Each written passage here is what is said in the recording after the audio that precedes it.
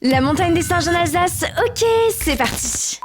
Moi c'est Yuna et j'enquête sur tous les lieux que les animaux qui buzzent sur les réseaux et je te dis si c'est bien ou s'il faut éviter, alors pour ne rien rater, n'hésite pas à t'abonner. La montagne des singes existe depuis 1969 et présente environ 200 singes dans une forêt de 24 hectares. Sur les réseaux sociaux, j'ai vu plein de vieux de gens qui disaient que c'était une super activité à faire donc j'ai décidé d'aller voir. Quand je suis arrivée sur place, un panneau annonçait les consignes comme le fait de ne pas entrer avec de la nourriture car les animaux vivent en semi-liberté. Ici, contrairement aux autres zoos, vous ne verrez qu'une seule espèce, les macaques de Barbarie, aussi appelés magos. Et j'ai clairement été choquée de ce que j'ai vu là-bas. Cet endroit a été créé par Gilbert de Turckheim et Jacques Renaud. Leur idée était de montrer des animaux originaires des montagnes d'Algérie et du Maroc en Alsace. Et attention parce que c'est là que vous allez être choqués. Parce qu'avant de venir sur place, j'ai fait multiples recherches et je suis tombée sur cette interview de Lina. Pendant l'interview, le journaliste demande à un des directeurs si ces animaux n'allaient pas avoir des problèmes d'acclimatation et voilà sa réponse. Allons voir tous les grands primatologues, aussi bien français qu'anglais et suisses, 90% qui n'étaient pas optimistes. Les autres nous disaient c'est une expérience qui n'a encore jamais été tentée, il faut le faire pour voir. Clairement, quand j'ai entendu ça, j'ai été hyper choquée. 90% des spécialistes étaient contre ce projet et ils ne les ont même pas écoutés. Donc pour moi, c'était déjà un gros red flag. Quand j'ai fait ma visite, c'était pendant la canicule et j'ai vite remarqué que les singes étaient bien KO. Je suis d'ailleurs tombée sur leur nourrissage, les deux salariés que j'ai vus les appelaient en sifflant et jetaient la nourriture au sol, ce que je trouve vraiment aberrant. Il y a quelques années, les visiteurs pouvaient même les nourrir, notamment avec du popcorn. Heureusement, ils ont arrêté parce que c'est quand même super mauvais pour eux. Pendant l'animation, l'animatrice expliquait que ces animaux sont en train de disparaître à l'état sauvage à cause de la déforestation et du trafic illégal. Et j'ai bien pu le constater, notamment pendant mon voyage à Marrakech en visitant la place Jemaa el Fna, où des personnes détiennent la plupart du temps illégalement des macaques, tout ça pour que les touristes fassent des photos avec eux. Ce genre d'activité est clairement à bannir pour lutter contre le trafic. Mais pendant l'activité, j'ai découvert quelque chose. En levant la tête, j'ai découvert l'horreur. J'ai remarqué que la plus grande partie des arbres qui longent le chemin étaient clôturés pour empêcher les singes de monter. Un salarié m'a expliqué que c'était pour les éviter de manger toutes les feuilles de certains arbres. Mais je me suis posé une question. Est-ce que ce ne serait pas un moyen d'obliger les macaques à rester au sol pour qu'ils restent visibles pour les visiteurs? Voir des animaux bouger librement et ne pas être enfermés en cage est vraiment une belle avancée. Même s'il faut pas oublier qu'ils sont pas en totale liberté parce qu'il y a quand même un grand enclos. Pendant l'interview de Lina, je suis tombée sur un autre passage hyper choquant. Un des directeurs dit avoir fait cet enclos en semi-liberté parce qu'il s'oppose aux cages. Et pourtant, vers la fin de l'interview, je suis tombée sur ça. Pour les apprivoiser, nous avons été obligés de leur faire connaître l'homme, d'abord de les mettre dans une cage, d'y aller régulièrement pour qu'ils s'habituent à voir des hommes et à partir de ce moment-là, nous avons pu les lâcher dans notre parc. Utiliser le terme apprivoiser voudrait-il dire que les premiers individus auraient été prélevés dans la nature pour finir enfermés? Une question qui mérite que la structure soit entièrement transparente sur l'origine des premiers individus. Malgré toutes ces choses négatives, le zoo soutient financièrement des associations. Ils ont quand même réussi à réintroduire environ 600 macaques, c'est incroyable, mais depuis 1990, il n'y en a eu aucun. Le zoo compte plus de 12 naissances par an et les bébés finissent pour la plupart du temps échangés entre les 4 zoos partenaires pour éviter la consanguinité selon un salarié. Honnêtement, au-delà des valeurs, le lieu me pose problème. Pour moi, permettre à des visiteurs de rentrer dans l'enclos des animaux n'est pas du tout ça. Aucun enclos ne devrait être immersif parce que ça brise la barrière de proximité avec un animal sauvage. Encore plus quand celui-ci est en train de disparaître dans la nature à cause de la présence humaine. En attendant ce changement, tu l'auras compris, je te conseille d'éviter la montagne des singes. En 2026, aucun animal ne devrait être enfermé pour divertir un public. Parce qu'aucun bébé ne mérite de naître dans le seul but d'être enfermé.